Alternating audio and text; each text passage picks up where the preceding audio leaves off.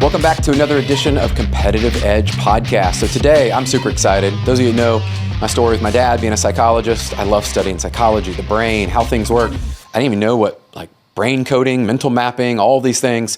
But what I do understand and know is high performers have an edge. They have an edge in how they use their mindset and their skill set, and they show up differently. Athletes that I've been around in my entire life, they always just had something a little bit different. Maybe some would say was off. But wouldn't it be great if you understood how your brain worked, how you could tap into high performance, how you could actually understand how the brain works for you and people that you work with. So today we got a good friend of mine, Angie is in town, and we're going to talk about all this. And we're going to figure out what are some of the links to high performance and how your brain actually operates and understand some things maybe you've never been taught. I know a lot of, as I was preparing, I had no idea, and these are the best conversations to take you from a place that you're performing to actually performing at a high level. And so Angie Noack is one that I'd met her through a friend of ours. Shout out to Renee Rodriguez, had connected us up. And I love these type of conversations because they're usually the ones we're not having, but they can help us create a breakthrough. So let's get to it. Angie, welcome to the show. Oh my gosh, thank you so much for having me. How exciting is this? Yes. Welcome to Nashville. Thank you. Finally. Yes. So we missed the first time because of the snowstorm, which people will know, the ice storm, I should really call it. No snow, just tons of ice. Yeah, which is crazy. And coming from Texas and then Oklahoma and all the places you've been, I'm like, apparently we all decided we were going to get a little bit of storm and shut down. Well, and I live in Denver, so you'd think that that's where I was getting hit with snow and ice. Absolutely not. No. Texas. Yeah. Texas and Nash. Oh, of course. Yeah. Love Colorado, by the way. I was in Westminster for a little bit. Mm-hmm. So we love going out there. We love going to Beaver Creek, of course. Yes. Got to go out there. I could talk about those for days. Yes. But I want to jump into this because this is something I'm fascinated by. And also, my dad obviously being a psychologist for years and all this, I'm always studying the brain, how this works. Before we tell people all the things, like the good stuff, how did you get into this? Because I'm always curious. It's not probably something you just picked up as a kid or maybe knew you were going to do? It's not. So my master's is in clinical mental health. So I am a licensed counselor and then board certified neuro, QEEG. There's a lot of stuff kind of on that, neurofeedback side. But I actually got into neuro from a personal experience. So growing up, I was what one might consider a pretty classic underachiever that I was honestly kind of apathetic, that I cared about sports and I cared about social settings and school didn't really matter. But also apparently in my arrogance, I just thought, well, I'll just get into college and, do all the things that I want to do without trying somehow. And that really wasn't the case. But by a Christmas miracle, I did get into college. And then between my sophomore and junior year, I ended up going home for the summer to visit my family in Washington, went to donate blood because I was an underachiever, but still a pretty good person. Yeah. And I passed out when I went to leave, and the way in which my body locked up and I fell, I suffered a skull fracture, traumatic brain injury, and it truly changed my life on 95 different levels. So I spent a long time in the intensive care unit. And then upon being released, I was released in a walker because I wasn't able to walk on my own at that point. Wow.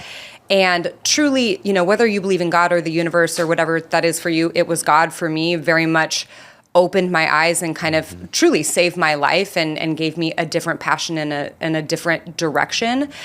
But through that, I realized what our brains are capable of. Because at that point, I was being told by, different kind of Western medicine aspects that this might be as good as it's going to get and this might be what your future is. And fortunately, Carolyn Noack, my mom, was very crunchy before it was cool to be crunchy and said, we do not accept that. That's not where we're going to be. That's not what is the future for my child. And so we went and found a lot of different alternative forms of medicine. And even down the road, neurofeedback being one that truly brought ultimate healing to me. So I get to treat people with brain injuries. I get to offer hope in an area that is kind of an invisible injury and that sometimes feels very hopeless. And I never looked back. Okay. So I'd heard part of that story. So I'm glad you shared it. And I was like, this is wild. And just hearing that, and then you now have almost this life mission ahead of you. Absolutely. And what many people may not understand the neurofeedback, and you're putting some things out there that I want to unpack too, because I think your story, for a lot of people, they listen, they're like, man, that pain actually created a purpose out of it, which is cool. But neurofeedback, what do you remember and what excited you about it? And what is it? Maybe we'll start there because I don't know that everybody listening may know. And I don't expect people to know, Yeah, right? It's such an interesting field, right? Psychology, that when it comes to mental health, we tend to think of counseling and medication, right? If I'm struggling with something, it's counseling, medication, and those are kind of my options. And brain mapping and neurofeedback need to become a bigger part of the conversation. So a brain map is a quantitative electroencephalogram map on the same playing field as an EEG or a SPECT image, except that we're not only looking for something structurally wrong. So it's not that we won't see it if someone's had a brain injury or a concussion or something. It's not that we're not going to see that. It's just that that's not the only thing that we're looking for. We're looking at electrical and neurological wave activity happening. And literally everything shows itself to us in patterns. Anxiety, depression, trauma, PTSD, brain injuries, sleep issues, learning issues. All of those things manifest themselves within patterns. And the coolest thing about a brain map is it doesn't matter if you're having the best day you've had in a while or a crummy day when I map you. I'm not only looking at what your brain is producing at that moment, we're looking at the last 20, 30 years of information that are these deeply ingrained patterns. But also what's cool is that it's not just a lot of information that it's going, hey, here's what's going on. You're going, oh, what do I do? What now? That the actual neurofeedback is to operantly condition and train the brain to do something differently, just like we would do with our bodies. It looks like you probably work out, right? Sometimes, That's on the occasion, once in a while. I love working out, and I so believe in like body transformation, right? That, hey, if you want to build muscle, if you want to lose weight, like we kind of know the recipe to do that. We feel very beholden to our brains. And it's like, well, we take things on, and your dad's probably talked about, I'm anxious, I'm depressed. That's right. No, I have symptoms of anxiety, I have, symptomology of depression, but we hold that very deeply. And what we don't realize is our brains are absolutely capable of change. They just don't know how to do that yet. Yes. Okay. Lots of things I want to unpack. So one question I had coming into this was thinking about how this all connects now to the subconscious that we hear more about. It's probably more broadly used. Is this connected to our subconscious, and this is what you're looking for? Like, how does all this come together? It's very in our subconscious. So we live in a world that's kind of mind over matter, like think it, do it. And I'm here for some verbal affirmations like all day long. But if you've ever talked to somebody, let's use anxiety just for an example, who has some really crippling anxiety, panic attacks. If you say, think better, be better, right? Mind over matter. Hey, choose differently today. You're probably going to get some choice words, right? That's maybe a little finger flip, because they're going, what are you talking about? Like, you don't think I want differently? You don't think I'm trying to mind over freaking matter this every single day?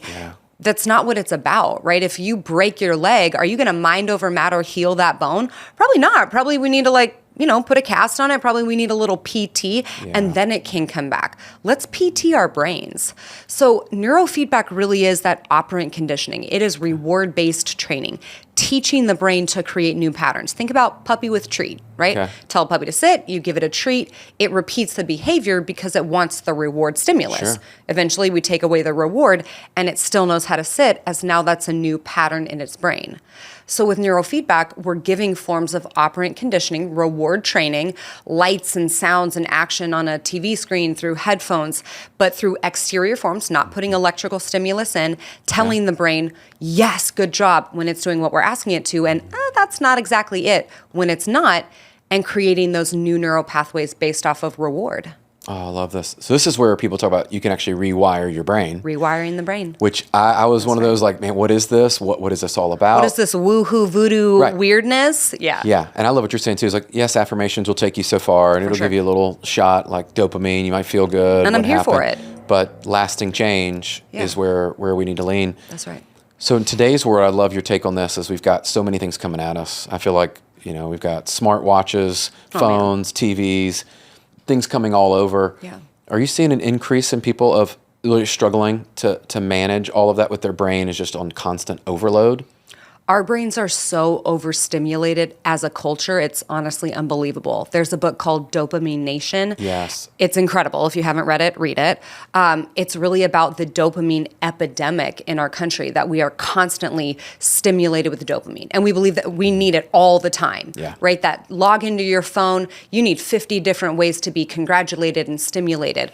We also live in the Amazon Prime era, right? I want it now. That's right. I do that. I order something, I'm like, well, it's been 20 minutes. Where's my chapstick. Like it should be waiting on my porch, right? We don't have any concept of working towards something. But what we don't realize is we create exponentially more dopamine on the way to doing something. So working towards something than we do actually receiving it.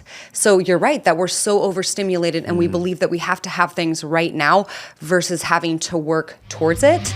And so we're creating exponentially less dopamine, but craving constantly more. Hey guys, it's Brian here. I hope you are enjoying the show. By the way, if you're an entrepreneur or a solopreneur looking to grow your personal brand, make a bigger impact, maybe increase your leads and grow your revenue, let's help you get started today by connecting up with my friends over at the Brand Builders Group. You've heard me talk about them, but if you're new here, this is definitely the first step to get you started in turning your reputation into revenue. Head over to freebrandcall.com/Brian Covey. Again, to set up your free brand call, go to freebrandcall.com/Brian Covey to set up a free strategy call with one of the team at Brand Builders, and they will dive into your specific goals for how you want to grow your personal brand. I can't wait to hear how it goes. I just want to unpack what you said a minute, because I've heard this and people miss this. We actually get more dopamine leading up to this result than we do when we actually get it, which is part of why I think high performers and some of us, you get there and you're like, is this it? It's a little bit of a letdown, right? The whole buildup. So talk about that in performance, because I think a lot of people today are striving. They want this result and they're doing all these things, and along the way they might be getting these dopamine hits. They might be receiving feedback they think is great. Yeah. Then they get there and they're like, well, more so, yes, but also sometimes we want to bypass this, right? We want to get there, right? That, hey, I know, let's say it takes, 2 years to truly learn this. How do I half that time? How do I quarter that time? Like, time is money, let's make it happen. And I get it that we want results. Our brains need to work for that. Right? That our bodies need to work for that, whatever that is. If you've ever tried to build muscle, you know that 2 weeks in the gym, I get it. I feel that, why am I not shredded? Where are my abs? Is What's this happening? I've worked so hard. It takes longer than that. So you're right that our brains in the pursuit of something create so much more of that feel good hormone. So truly working towards something is not only critical for learning and all these other things and development, it's critical for our brains and our dopamine production. Yeah, and I love, because I think that's where a lot of athletes struggle, and then high performers, you hear that with them, and you're right. It's like, 10x is easier than 2x and these things, and I love some of these books out there, but then I think about people trying to go, I'm going to do this in 90 days instead of a year, and they just want to get there. Like, I'm going to skip it all, AI is going to fix it all, and it's going to help me just go there. Yeah. So let's walk through this. I'm going to go back a little bit to the actual brain mapping and some of that. So what would someone be able to uncover or know about themselves if they went through this process? Yes. That they might not be able to uncover on their own, or like traditional, doctor or some type of maybe counseling or something. What would they actually be able to see in these tests? So when we think about one, I absolutely believe in the power of counseling. I think it's so incredible that that is what I am. I am, ultimately a counselor. But when it comes to something like diagnoses, we've lived in a very interesting and weird culture, in my opinion, that sometimes we become obsessed with diagnoses. I have people come in with 5, 6 different diagnoses. And, I take a med for this and a med for this and a med for this. And it's like, then we look at the brain and all of those patterns they're so interconnected and interwoven, we can't piecemeal things out. Yeah. So that's what I really think a big thing with diagnoses, with that brain mapping brings, is the ability to understand, okay, is it actually a pattern for ADD and ADHD? Which, for the love, because of social media, everybody and their mom right now has self-diagnosed ADD, ADHD. It's unbelievable. It's like a cultural phenomenon. Like, everybody can't have this. Yeah. It's also the most misdiagnosed thing that I see, because a true pattern is actually excess slow wave activity, theta wave activity happening in the brain. Yeah. That's why Adderall, Ritalin are stimulants, because they speed the brain up. I see far more people with overstimulated brains, excess fast wave activity, where they're having a lot more anxiety. And imagine somebody with a fast brain being given a stimulant. That's going to feel pretty freaking rough. Yeah. Now imagine a culture of kids with fast brains being prescribed a stimulant. Yeah. Now we have a really big cultural problem, right? So that's what I would say. I mean, I think it's incredible in that way. I also just think it brings about so much affirmation and introspection to understand what is happening in our actual neurology. We can guess around all we want. Let's get to the root. Let's get to the actual what's happening versus just looking at symptoms and just addressing symptoms. I'm very big on addressing root cause. Where are those symptoms coming from? Because if ultimately we're just looking at symptom management, we're never going to get to the bottom of it. Yeah.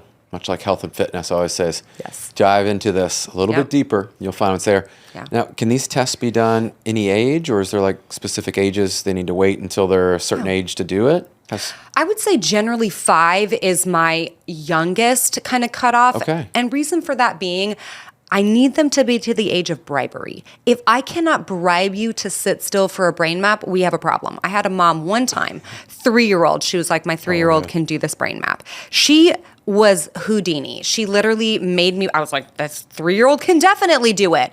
That baby was crying, I was crying, mom was crying. It did not go well. But other than that, like 5 years old and above, I've mapped a couple 4-year-olds that it was a little dicey, but we got it. But any younger than that, and they're just going to have a really hard time sitting still. Sure. So 5 is usually my min. Okay. So I wonder like where people are, because as they're listening to this, like, oh, I need to do this. Like, how old? My kids need to do this. Like, if you're sitting here 85, your dad 90 years old, and you just want to keep your brain fresh and increase plasticity and kind of flex that muscle, do it. Okay. So let's talk about that. What are the benefits? Somebody that's going, okay, this could be for me. Maybe I should go do this. Yeah. What are the things typically people will see and kind of uncover, and now, in a way they've learned? Certainly. So thinking about your podcast, right? People are listening to this probably who are, working on exactly, kind of what that high performer mindset is, right? That maybe I work with a lot of people who are deeply struggling, right? That they are fighting for their freaking life every day. But then I also work with an amazing population that's like, Angie, I'm kind of kicking it, right? Like I'm doing pretty well. I'm a top performer. I'm, very high up in my business and my career, and I'm doing all these things. Like, so how does this benefit me? Yeah. I'm here for that 1% better every single day, right? I think about athletes. I've worked with a ton of professional athletes who, if you line up 20 of them, right? I play golf, so I'm thinking about golf specifically. You line up 20 of the top, 100 golfers. These guys are like neck down, they're pretty competitive with each other, right? That, maybe you're a little better of a driver, maybe you're a little bit better, your short game's a little bit better. Yeah. So what's the actual edge? It's your brain, hands down. It is the, like, in between your freaking ears, that's where that edge is going to be. Because you think about, you tee off on the 18th hole, $5 million on the line, and you had a bad shot into the trees. You know how long you have to walk between that first shot and that second shot to get into fight or flight, to get into that sympathetic nervous system state where now I know exactly how to hit this next ball. I could do it 90 times out of 100, and I'm shaking, and you are not mentally tough enough to take the next shot and do it well. That's what we're here for, right? Is that neurological training, that you have done that so many times that new pattern is ingrained. So you're not banking on mind over matter between that walk. Your body knows what to do. Your sympathetic nervous system doesn't even kick in. You're sitting in para because your brain's been trained to do so. Yeah. That's what it is for a top performer, right? Then when you have to make big decisions and you're sitting in analysis paralysis, second guessing yourself, why is that even happening? Because your brain hasn't been trained to do something else. Wow. I think about that in business every day. Every day. We see it. People get stuck in that paralysis, and then they don't make decisions, and tough conversations then get worse. Yeah. Why didn't you fire that person? Well, I don't know. I second guess. Well, 6 months later, that cancer has infected your entire company. What's going on here? Yeah. We have to be able to make those decisions and do it well with confidence, and that's happening upstairs. Yes. Well, I'm glad you bring that, because a lot of our listeners, they run teams, real estate teams, mortgage, financial services. Leading through that, this seems to be something you can learn. It's like training, right? So I just want to put that out there, because I think some people are like, well, they're just born different. They're just built different. We use these words. I'm like, but yet every person I've met that actually has this advantage, I go, man, they put a lot of time and effort, and they are still learning. Absolutely. As they go. Where should somebody start? Let's say they've done the test or not done the test. Like today, if they want to get mentally stronger, start to tap into what their brain capacity could be, are there things you see with people that just stay sharp? Absolutely. Because I see a big difference, especially where I am. I go, man, you can tell who's really training. Certainly. And who's slowing down. Yeah. So I joke, my superpower is self-discipline. It is something, but I mean, from what I told you, this has not always been a superpower. Yeah. In high school, I lived 2 blocks away from my school. I was late every single day. And we started at 9:30. This wasn't even 7 a.m. I was late every single, I had no self-discipline. I was doing whatever I wanted, whenever I wanted it. Yeah. Now, it took a very intense life situation for me to kind of get that together, and the Lord truly like taking control of that. But I started making a book, Atomic Habits, is also an absolutely phenomenal Great book one. where we're talking about, if you think about going to the gym, you make about 1,000 decisions before you actually get there. So I'm pretty big on those little habituary changes to start making very big impact, right? What is your most, effective time of day? Is that first thing in the morning? Is that last thing at night? Is that, in the middle of the afternoon? Structure your day around that. How do you do that? I also believe very much how you fuel your body. A body in motion stays in motion. A brain in motion stays in motion. If you fill your body with highly processed trash and you don't drink water and you don't get enough sleep and all these things, sleep is like my biggest life hack in the world, right? Oh, yeah. I'm just a night owl and I wake up early. I only need 4 hours. No, don't kid yourself. Like you don't, and that won't last you forever, right? I drive a high-powered vehicle that doesn't need gas or electricity. What? Yeah. What vehicle are you driving? A bicycle? Yeah. What are you talking about? What's happening? Yeah, fuel those things. So if you're somebody, if you're dialing all those things, now, okay, so you've got neck down, you've got those things.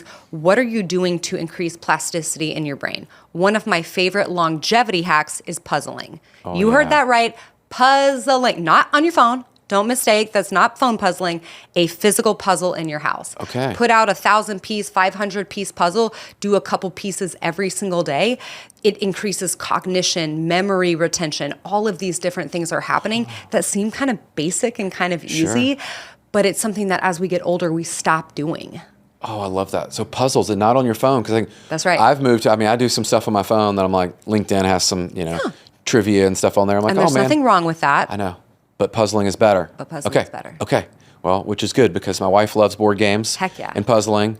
My sister-in-law and all. So this is good because they'll be excited to know. Yeah. Get yourself a little puzzle board and just literally a couple of pieces every day. Incredible. I love this. Yeah. Okay. So you mentioned sleep. This was one a few years ago, and I'll put myself in the camp of I really screwed up. Yeah. I was the one that I thought I could go all out. We're traveling for business. You're up late. You're not sleeping well. I'm just going to wake up and do a hard workout, pour some caffeine, whatever. I'm not a big coffee drinker, but I would have like an energy drink. And I'm like, man, the sleep for me really started to destroy performance. And I was exhausted. And the next thing in the afternoon, I'm like, just trying to stay awake. It was a struggle. Yeah. So let's talk about sleep, because I hear this from people and they're like, I only need 4 hours. I only need 6 hours. And I'm like, man, I've had a couple nights lately. I could just tell my body was a little bit more worn down. And I had like 9 and 10 hours, and the reset was unbelievable. Yeah. And so I'm curious on sleep, because I don't think people understand the connection to this. So sleep is compounding interest, not one large deposit. So it's not, you cannot, sleep X amount and then I'll catch up on the weekend or whatever. It really is, that is the fuel, that is the baseline for your cognition. Now, everybody at 25 can sleep 4 hours a night and bounce back. That's no problem. Then you hit mid-30s, late 30s, early 40s. And when people come to me and they're like, man, I just don't feel as mentally sharp as I used to, or wow, I don't feel like as successful as I want to be, or, all these other things.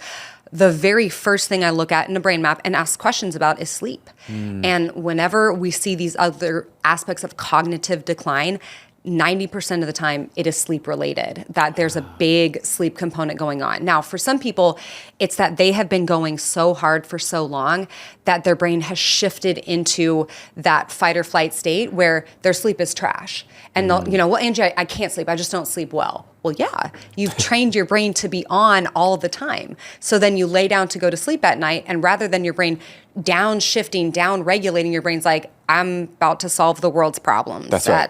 10 p.m. in my brain. And so they're going, well, I can't sleep. So why would I even, you're probably going to have to make some pretty major life changes to actually learn to set that in, right? The Oura Ring is the most accurate sleep tracker on the market. So there's better fitness trackers, all of that. The Oura is the most accurate sleep tracker that you can have at home. I challenge you, get yourself an Oura Ring and it will be a little bit of personal self-shame. Like it's when you wake up every morning and it goes, don't worry, it'll get better. You're like, oh God, like, okay. Wow. And start to make some of those changes. That's not looking at your phone minimum an hour before you go to sleep at night. First thing in the morning, get outside and get sunlight into your eyes, not through a window, not through sunglasses, but first thing sunlight into your eyes, and last thing at night. That's actually going to help set your circadian rhythm and raise melatonin in your brain for 8 hours later. So your sleep cycle doesn't start at night. It starts first thing in the morning. Interesting. But honestly, it is truly like the best longevity hack that you can have. And when you talk to people who are 85, 90, and they're so cognitively sharp, those are people who have prioritized sleep throughout their lives. So what are your thoughts on what I've realized, at least in my own experiences, going to bed at a certain time, and I wake up without an alarm clock? It's been years, and it's weird because my body just wakes up. Even if I change time zones, it's still pretty accurate. And I'm like, okay, I think that's a good thing, but also I find the longer I stay up, the worse my sleep gets. And it's just like my body's like, hey, man, you missed the window. Like, this is when we want to shut off. Yep. And so is that something you see? We're not listening to our bodies. Correct. We try to push past, like, let's just watch one more episode. Let me stay on social for another. Let me scroll a little bit, and you look up an hour later. This is my downtime. Like, I just need this for a little bit longer. And you're right, you're yawning, your body is giving you these key signals. Then what do? We put a screen in front of our face or a TV in front of our face. We flood it with all of this, blue light that tells it like, oh, okay, crap, we were down regulating. Let's back up regulate. Then you put it down and go, why can't I fall asleep? My sleep sucks. Yeah. Does your sleep suck, or is it that you're not listening to your body, all these signals that your body is giving you? Same thing, you wake up tired, and I'm guilty of this. Wake up tired, and I'm like, I bet a high intensity interval training session will help this. I'm exhausted, my body's tired. I think running 10 miles will set me straight. What? Yeah. That's hard, right? To listen to your body and to know what your body needs. The more in tune you can become with that, it'll last you longer, in the long run. Same thing, right? Your check engine light goes on your car and you're like, I think I'm going to ignore that for a good 2-3 months. I'll just see if my engine blows up. Like, well, we wouldn't do that. Especially if you like your car. You're like, oh, I love my car. I want to take care of my car. But we get a check engine light in our body a lot and we blow right past it. Yeah. See it all the time. All the time. Yeah, and I look at this too for people that join our team and the amount of stress that comes, just financial services industry. Certainly. There's a lot of money changing hands in this stuff and people get stressed. What have you seen high performers, how they manage that stress that comes that maybe we haven't talked about, but how do they perform at a high level consistently over time? I'm also just fascinated by this. When I think of a high performer, I think about a high performer that has stood the test of time. Yes. Right? Somebody who has done this for a long time. You see a lot of young, kind of that hotshot high performer who's coming in hard, coming in fast. I've been successful for, 20 minutes. And I hear for that. I appreciate that grind. Somebody who has done it for a long time, when you talk to those people, they have learned to prioritize their time, right? You can't do everything well. One, you prioritize relationships that bring life. You are the average of the 5 people you spend the most time with. Who are those people? Are they life-giving or are they life-taking, right? Do they drain your energy? Do you pour into them? Do they pour into you? Like, take an inventory, right? Like, trim the fat when it comes to relationships that are really like not serving your life well. Those are also people who are prioritizing. I don't like the term like fitness, but like wellness, right? That's somebody who has, looked at blood work, that knows what their body needs. Like, hey, I, carry extra inflammation. So I'm doing these different things to help bring that down. Because the reality of working hard and busting it, like, you're probably going to have some inflammation, right? Stress comes with that. What can we do to like mitigate that? What can we do to set ourselves up for success in that way? And then honestly, I do neurofeedback. I believe in neurofeedback. People who prioritize neurological health and wellness. Think about if you had a perfectly healthy, functioning body, but your brain was not functioning. You have nothing, right? Let me go. Let me go. Like, take me home. So we focus very heavily neck down. People who are going to stand the test of time, even if it's subconscious, have been prioritizing neck up. And I've seen this. So where I'd love to go is we see a lot of these people now doing blood work, right? I'm one of them. Like a few years ago, I was like, blood work? What? Oh, for sure. And then finally I go, hold on, this blood work is actually really relevant. And now I'm committed to it, and I've learned so much. Because you brought up inflammation and things like, where's this coming from? What foods are good for me? What does my body not tolerate? What are the minerals and vitamins I need to be putting in? Because I'm like, I was one of those, man, we just take a multivitamin. It's going to do it all. My doctor said I'm good, so I'm good. So I'm learning a lot there. And this has now opened my eyes to, okay, what's happening up here that I should really be paying attention to, because my thoughts and talk about subconscious and to perform at an optimal level. I'm like, man, I want to be thinking sharp and doing all this. Somebody's listening to this and they're like, okay, where should they start their journey on this to kind of really understand like what the options, kind of like blood work, I think is, this is where I start. Yeah. This is like point A. Gosh, I think that point is probably different for everybody, right? Okay. We have to evaluate where we're at. So, possibly somebody who's a lot farther down the line, right? This is like your peak performer. This is somebody that like, Angie, I've done the blood work, like I'm doing all the things. I've done 50 protocols. I know, all the, whatever, right? My sleep's dialed, all those things. Like, so what's that next level? That for that person might be something like a brain map and neurofeedback. Like, hey, I literally am functioning so high, I just want that extra edge, right? Like, can my focus be more dialed? Can my brain be more clear? Can I be even a little bit more driven?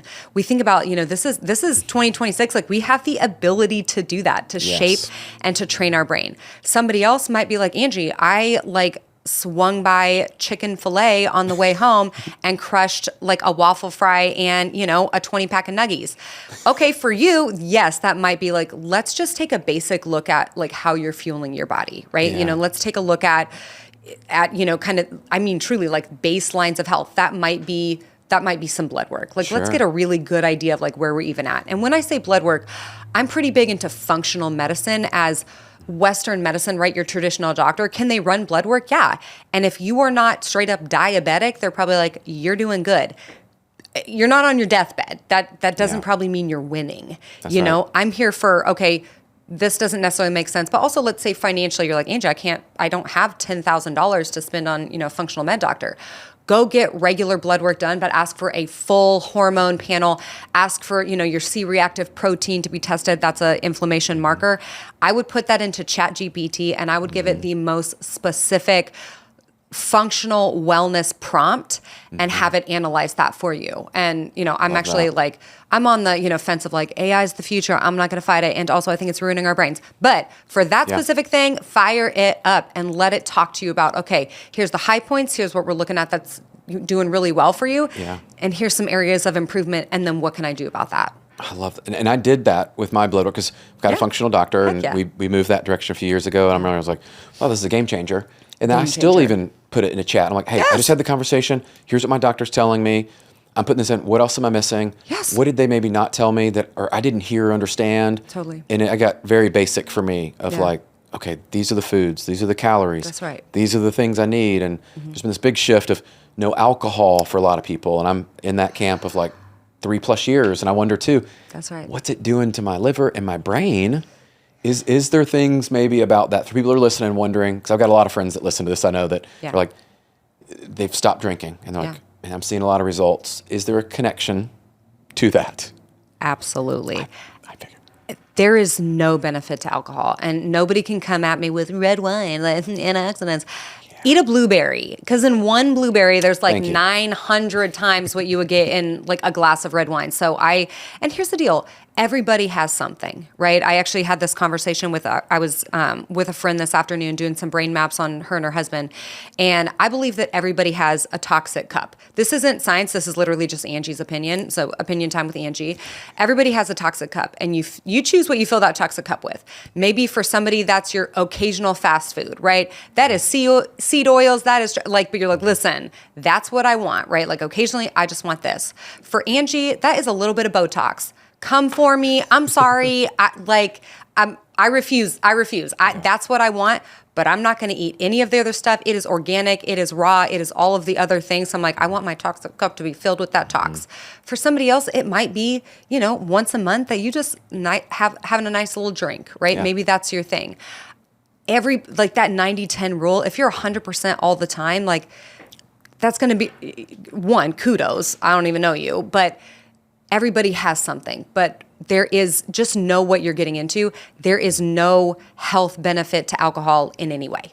it's bringing you down. It's affecting your sleep negatively. It's affecting your brain negatively. And for most people, it's not once a month having a little glass of red wine. Correct. It isn't, right? That unfortunately what comes with kind of that lifestyle. And I get that, right? Real estate, mortgage, you're taking people out. It is parties. It is a social aspect. But is that social aspect really negatively affecting you? Yeah. That's where it hit me with sleep. Yes. And I started looking, I was like, what is a reason positively impacting me if I continue? And I was like, I can't find one. And I'm like, and then the sleep piece for me was just such a driver. And then blood work and things, I started to pay attention. I'm like, okay, if we're doing this, I'm gonna do that. And I will occasionally have the fast food, so I admit to that. But I'm like, that's your cup. That's my thing. When you said that, I'm like, you know what? We probably all have some more than others. Yeah. And I just go, you know what? But then I don't drink sodas, and I don't drink. Right. And so like, you pick and choose. And like, we're gonna live. I'd love to know this as people are starting to learn more about themselves. They might do some of this brain mapping. They might learn some of that. I love that we can do some crossword puzzles. We can do some puzzles and put things together and all this. Are there things that people could start doing today to learn more about not necessarily their brain, but just understand this concept in general of how their brain functions? Because I think there's just old information out there, I find. So where can they go and like learn more about how the brain works, how it ties to high performance, like how that all could help them? A lot of high performers listen, and I go, absolutely. They're like, what can I read? Yeah, what's how can I learn? Next thing? Yeah, what's that? Yeah. I mean, there's so many. It kind of depends on what exactly you're looking for. People can definitely go follow us on social media at Brain Code Centers.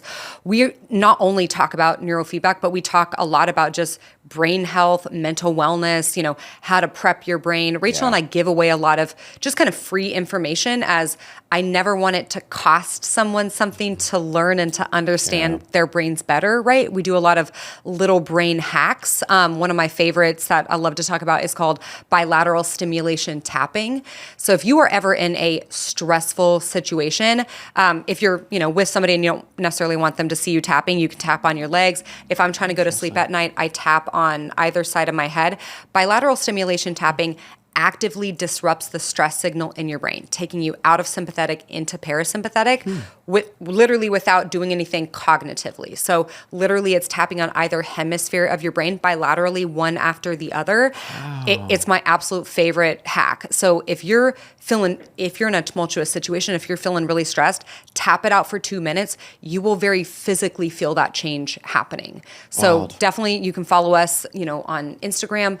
The tough thing about books, right, is just that it's always, and I mean, our social media is our personal, it's our perspective, it's our opinion, but there's definitely, that is a beautiful thing about social media and about our culture is that there is a lot of information out there. It's just kind of filtering through probably, people's opinion versus, kind of what's tried and true, what's the longevity of that. So I know I talked about, a couple of different books I love. There's a book called Man's Search for Meaning by Viktor Frankl. It's probably the most impactful book I've ever read, and it talks about logotherapy, finding meaning in suffering therapy. Yeah. And that's something that I live by every single day, that, I could have chosen at one point in my life to be kind of a victim of circumstances, right? And to live by that, or to say, I will allow that to propel me into, something better, into God's purpose for me. So I think that's a really incredible book to start with, just as most people come from something, right? Most people have something that has impacted them, and the ability to shift that mindset into finding meaning in that and finding purpose in that is foundational. That's so cool. Okay. Couple more questions. I'm excited. This gets me like thinking and all, and I always wonder. We'll tag you guys, of course. Everybody, we'll have all the information on there for Brain Code Centers. But what do you wish people knew about their brain health and things there that maybe they just don't know? Yeah. I wish people knew that their brain is completely capable of change, that you are not the one person with the broken metabolism or whatever it is that we, kind of feed ourselves like, I just can't. Yes, you can. Your brain is absolutely capable of change. It just doesn't know how to do that yet. And it's not going to come without work. It's not going to come without practice. But if you do those things, your brain will absolutely change. So whatever it is that you are living with every day, whatever it is that you are suffering through, that does not have to be your future. So I truly want people to know and believe that they are, and their brain is capable of change. I love it. Okay, last question, because we've jammed on this, our faith. I would I don't want to miss this one. How does your faith impact you as you go through in a career and all the things that you're doing there? And you've brought it up several times. Like, we're going to bring it up because I don't shy away from it. Never. So No. how has that helped you through just life and all you've been doing? Oh, man. So I grew up, in the Church of God. My mom is the strongest, most incredible, godly woman that I know. And even through, different phases of life where I think you're closer to the Lord, further away, closer in the church, further away, the Lord has truly never left me. Even in a very dark season of, being 19 in a walker, being told, hey, you might not be able to go back to college. Like I had so many cognitive issues at that point. Like that just might not be, your future. Even if that had been the case, that would not have meant that the Lord was unfaithful to me. So I now get the opportunity to wake up every single day and to try to impact people for the Lord. And even in seasons where business is tough, right? That we've been in a tough season for a couple of years, just as, going through changes. And we now have a global remote program. You can do remote neurofeedback from anywhere. That wasn't always the case. For a while, we were 100% in person through COVID, where people were not doing anything in person. Right? But through that time, not losing sight of the fact that who's in control, who is changing lives. It's not me. I'm just a vessel for that. And I'm fortunate that, the Lord put me, my business partner, Rachel, is also incredible, also loves the Lord. So we are not a Christian company. We are just Christians who run a company. But it's not without losing sight that the only reason I have that every single day is the grace of God. I love it. I didn't want to end the show without that. I'm like, No way. we got to close strong. Have to. Yes, thank you. This has been amazing. There's so many more questions, but I can't wait because we're going to be working together and doing some things. I am curious, and then I know a lot of our friends that are high performers too are like, they're going to listen to today's show, like, hold on, what about this? What about that? And it's just going to spark something. I always say is just in them, they go, you know what? There is a better. And I believe God does want that for us. So you got to go pursue that. Become your best. You're never too old, too late, any of that stuff to go start something and learn something new. That's right. And honestly, it's about moving your feet, right? That, maybe this is kind of your sign to do something. Maybe this is that trigger. Maybe you've been hearing it. But today's the day, right? The best time to start something was 20 years ago. The second best time is right now. Now. Oh, awesome. Angie, thank you. Yes, thank you so much. What a cool show. Guys, you're going to want to rewind that back. Listen back to the things that we learned and then make sure to connect up. We'll put all of the Instagram connections there and go learn about this. I mean, think about today. If your body is performing at a certain level, and most of you take care of your health and fitness in that kind of regard, what if you got your brain attached to that as well and you were high performing in all those areas? Where could you show up as a better husband, wife, brother, sister, all these things, dad, mom, all of those things. When you go to compete, you'll now have this edge. And that's part of what we call competitive edge, is I believe there's these little areas that if we get serious about and we move the ball forward, we can start to compete. And really, I think that's who God designed us to be. So go out there, learn something new, connect up with our friends over there, and make sure you share this episode with a friend that maybe needs to learn something more about their brain, their cognitive function, how they're showing up today, and you can help other people. So we'll catch you on the next episode. See ya.